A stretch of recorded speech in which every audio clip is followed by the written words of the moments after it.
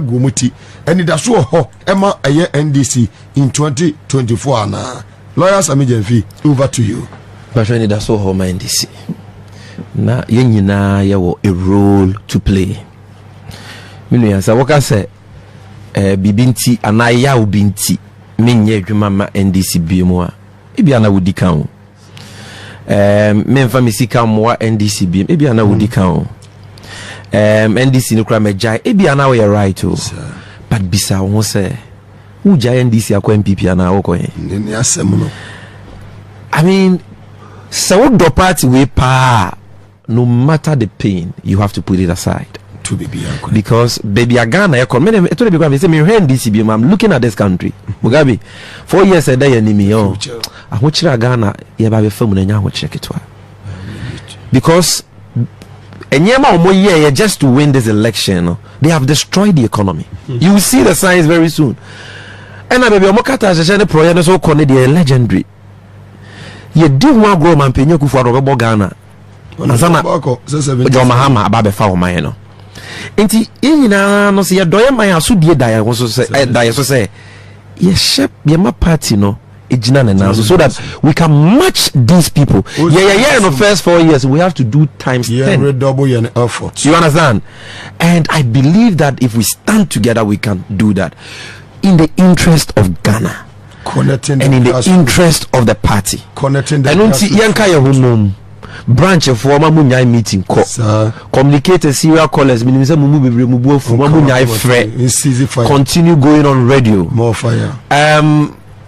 I'm not saying we should stop criticizing. We can, but yama akomanya dey emra from fire. Already I know the party leadership. The question na nyasa omonti o mate. How omopa na you say the emre semuno party mpenyufo kra be den ebeba abonte there will be some form of communication to the party. Ebia enche ebia na wochena kra na yebeti bibia na ba ye Jordan there and after the holidays yebeti bibinti party mpenyufo edwen ye ho bibi na nkoyi a yaka kakra yemfa ntwene ho ne nya de aka no emenya me na de ye as nipa ye betumi aya ma party no afa ne to ma pafra na ya bounce back stronger for victory no yenye nti Mugabe me da say me do bia say those who have criticized me, those who have supported me, said what I've said. I appreciate all of you. Nobody should write anything or fight anybody on my behalf. If anybody wants to say anything about Sammy Gyamfi, allow the person. Then we can all come back together and then work for the party. When I'm sure but party anthem, Mugabe, you have to do that. The Gladys Benya will be buried tomorrow, 6 March at Newtown Methodist Church at 9 a.m. Neba any sister Mabel the fish owner a church on your Akufo bush penny na nursing a church or large scenario see what your program near J penny for a year honorable to be quite chinning penny for mutin na yadamasi kudos to Sammy honorable Samuel Sapon so what I say ye papa former Ashanti regional minister Ashanti regional deputy women organizer Mary Awusi so Mugabe Sammy and wakasa papa so ena Mrs. Champion so Sammy wakani nyina Elliot so Sammy is too much. I mean say more a year party anthem no. Very important. Boma NDC for it maybe I don't want to say. So about the no do me na ye be san edi enhia na bibia so atimi akoso. Nyame asomdwe enka mo nyina amenia. Anxious for answers from the chairperson of the Electoral Commission as the returning officer of the December 2020 presidential elections. Ghanaians were hoping to hear her testify, and many are still baffled by the refusal of Mrs. Jean Mensah to be held to account by testifying in this case, unfortunately with the unanimous agreement of the justices of the Supreme Court. The vital part of the process to establish the truth and hold Mrs. Mensah accountable was blocked time and again by a protective cordon and firewall that I'm sure has confounded many Ghanaians. The refusal of this chairperson is in sharp contrast to the readiness with which Dr. Kwadwo Afarijan, then chairman of the Electoral Commission, willingly testified in the 2013 election petition filed by then candidate Nana Akufo of the MPP. Speaking as a Ghanaian with no legal training, I believe that the refusal of the Electoral Commission chairperson to testify in this election petition leaves a very bad precedent for the future.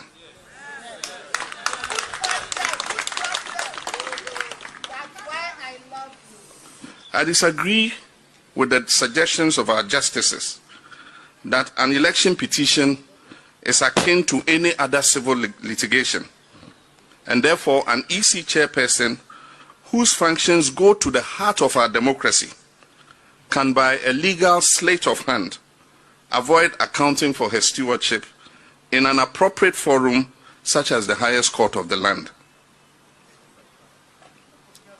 Our legal team, led by Mr. Chachuchi Kata, put together our case in a clear manner.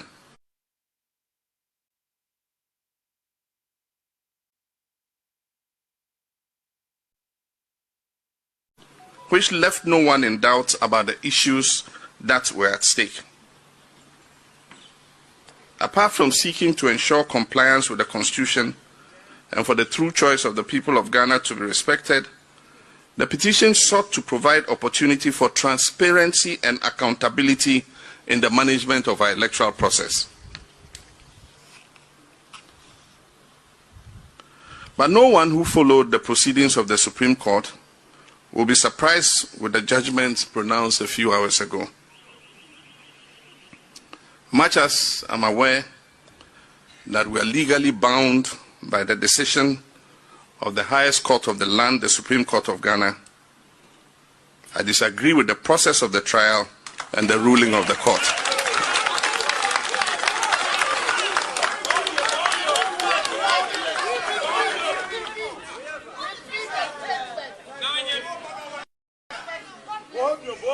For the avoidance of that, I say, much as I'm aware that we are legally bound by the decisions of the Supreme Court, I disagree with the process of the trial and the ruling of the court.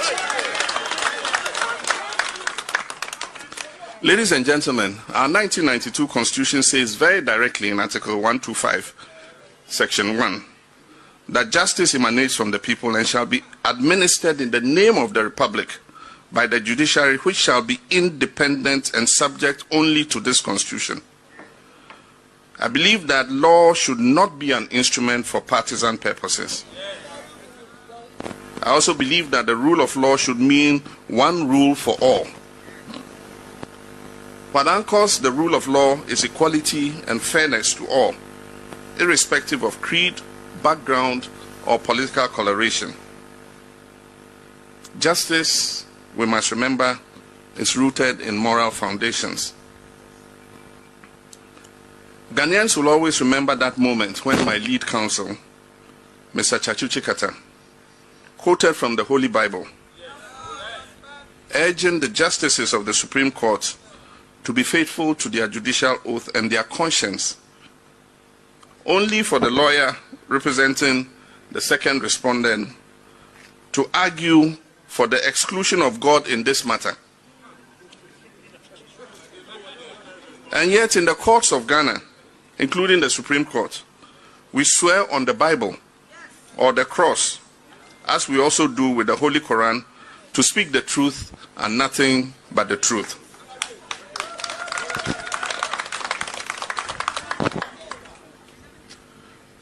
Ghanaians will also remember, and this will go into history, this 2021 election petition for that profound moment when the chairperson of the Electoral Commission opted to evade public scrutiny. Everything was done in this trial to prevent the Commission from accounting to the people in whose name they hold office. Requests for interrogatories were dismissed. A request for inspection of documents in the possession of the Commission was turned down. The request for admission of facts was ignored. And worse still, she was aided by her counsel and the court to avoid explaining to the good people of Ghana from her own testimony under oath in a properly constituted court of law the errors that she herself admits to have committed in the declaration of the 2020 presidential election results. This is a clear stab in the heart of transparency and accountability to the sovereign people of Ghana. Whatever the reasons for not allowing Mrs. Jane Mensah to testify or answer any questions, it leaves an embarrassing stain not only on our justice delivery system, but also on our nation's electoral system, which has deepened the grave doubts harbored by many Ghanaians about the true outcome of the December 2020 presidential elections. Ladies and gentlemen, the motto of Ghana's Electoral Commission is transparency, fairness, and integrity. Principles that the key actors of the Electoral Commission clearly failed to live up to on this occasion. The refusal to account to Ghanaians further sets the worrying precedent, and I do really worry about this dangerous precedent that may allow other heads of state institutions to adopt an approach of opacity and non-accountability in their work, just because they know they can rely on unconvincing interpretations of our laws to shield them from scrutiny in the near future when they are held to account. I hope and pray that time will prove me wrong. There's a famous legal maxim brought into common use by Lord Chief Justice Hewart in 1924, that justice must not only be done, but should manifestly and undoubtedly be seen to be done. While judgment was given in this petition, it cannot be said by many to have been seen to be done by the constant unanimous strictures placed on the petitioner in laying out his case. I followed the proceedings of this petition and listened to the testimony of our General Secretary, Johnson Asiedu Nketia, from beginning to end. I'm quite alarmed at the mutilation of his testimony in the Supreme Court ruling.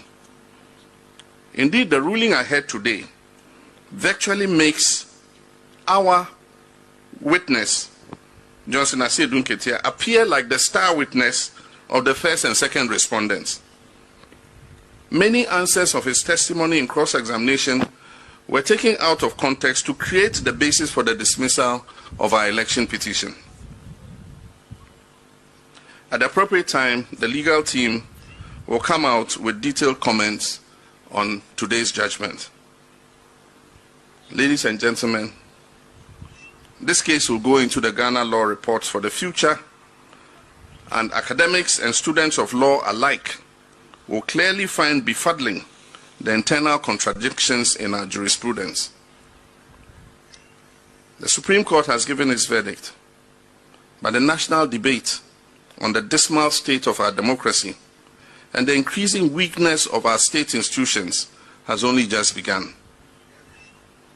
It is time we all come together to confront those who seek to destroy the very democratic system that brought them into office.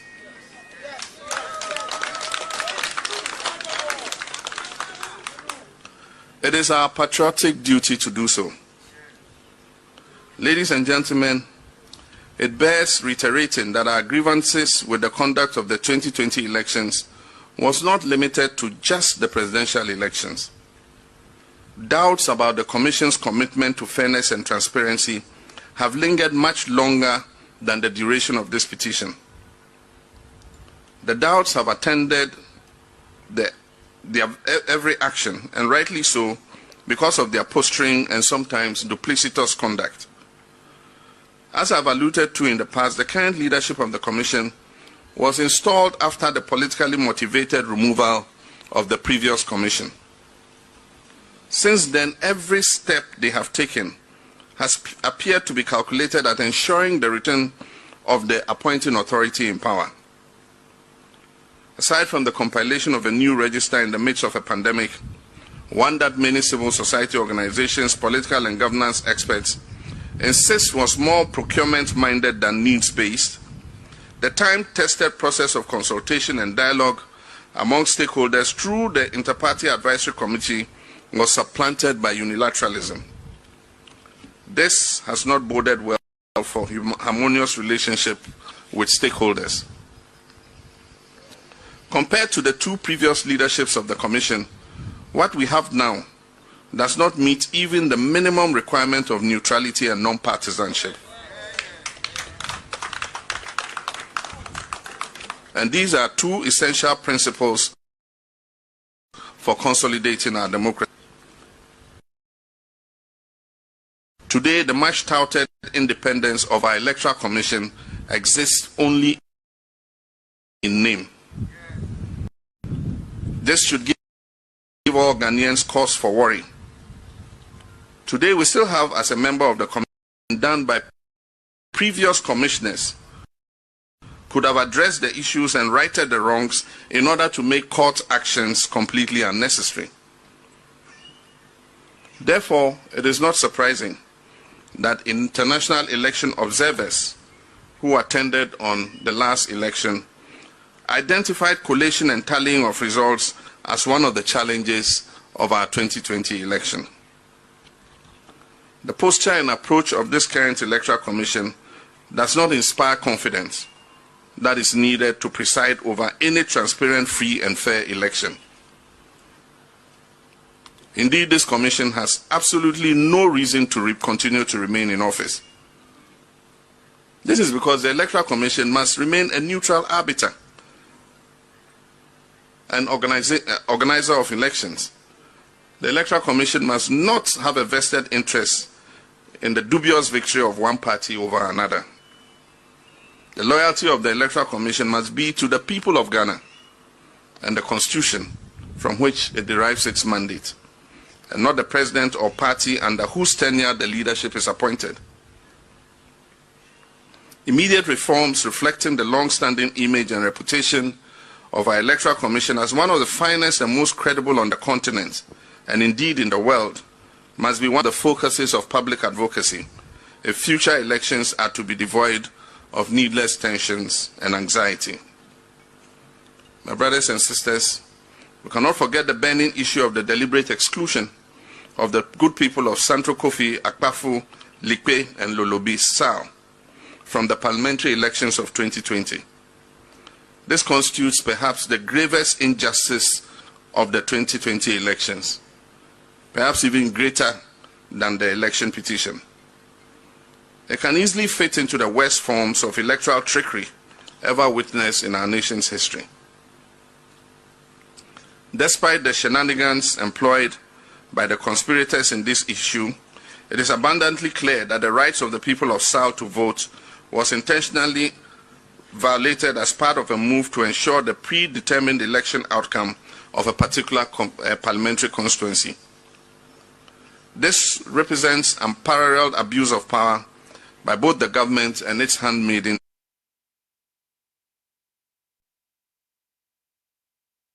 the Electoral Commission, to influence the outcome of the parliamentary election in that constituency. It is even more staggering that no one has stepped forward to take responsibility for this unjustifiable action, nor indicated any clear remedy for the harm that has been caused the good people of Sao. We cannot as a people countenance this kind of gerrymandering and chicanery in our politics. We must with one accord demand immediate resolution of the impasse in the Sao area and take urgent steps to afford the people their right to vote and be represented in Ghana's parliament. My brothers and sisters, we entered the 2020 elections against an incumbent that was determined to abuse power and misuse state resources and institutions to achieve an electoral victory.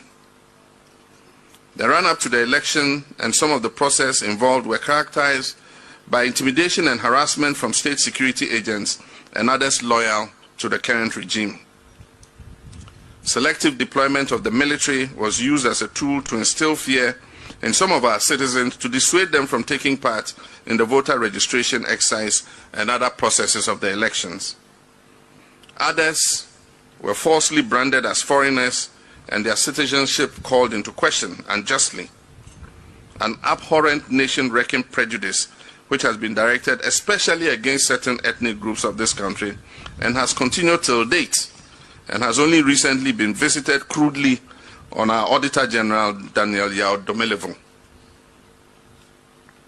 In the last election, unprecedented levels of state funds and resources were doled out by the ruling party, and unprovoked deadly violence inflicted on our citizens in several circumstances. In the process, 8 of our compatriots were murdered in cold blood, and several others were maimed during the process of the elections.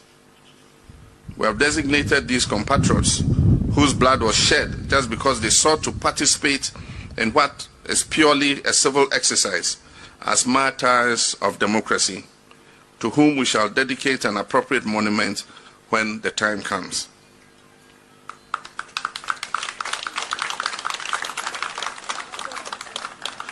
I hope we can count on all well-meaning Ghanaians to support our efforts to bring the perpetrators of these murders to justice. Never must a government be allowed to turn the simple process of an election into a bloodbath. Never must impunity of this magnitude be allowed to fester in our democracy. Our independence and the current democracy we enjoy were fought for and attained through the sacrifice and blood of our founding fathers, mothers, and our compatriots. Never must we accept convenience over principle. I take this opportunity to express my deep-seated appreciation to our lawyers, led by the colossus of a legal mind, Chachu Chikata, for a valiant fight which has won the admiration of many. Against considerable odds, they persisted and drove home our point in a manner that convinced all fair-minded observers the just cause we had embarked on. I express similar gratitude to all who played diverse roles in putting our case together. I salute our 3 key witnesses, our General Secretary Johnson Asiedu Nketia, Dr. Michael Pesa-White, and Rojo Metal Nunu, for helping to unravel a part of the untold story of the flawed 2020 elections. I also wish to place on record that the services rendered to me by my legal team in this petition was gratis, meaning free of charge. We may not have been successful, but your hard work and sacrifice will not go unheralded when the full story of the 2020 election petition is told. I'm very much aware that there are millions watching and listening to me who are also disappointed at the outcome of this case. For those millions like myself who held out hope that our democracy would be advanced by the process and outcome of this petition, you must be disappointed. But I encourage you to hold your heads up high and channel your disappointment into hard work that will ensure that come the next election, we'll achieve a truly transparent and fair election which all of us as Ghanaians can be proud of. To all my compatriots and supporters, we may have lost the temporary battle of the 2020 election and the petition that has followed. But the larger struggle to create a society that lives up to our national motto of freedom and justice still rages on. Pendream TV, Nyamisha, the whole Ghana. TV be no Pendream, GTV in Cadem, TV3 in Cadem, UTV in Cadem, Pendream TV, a quite name them, Pendream TV, a quite name, Yadamasi.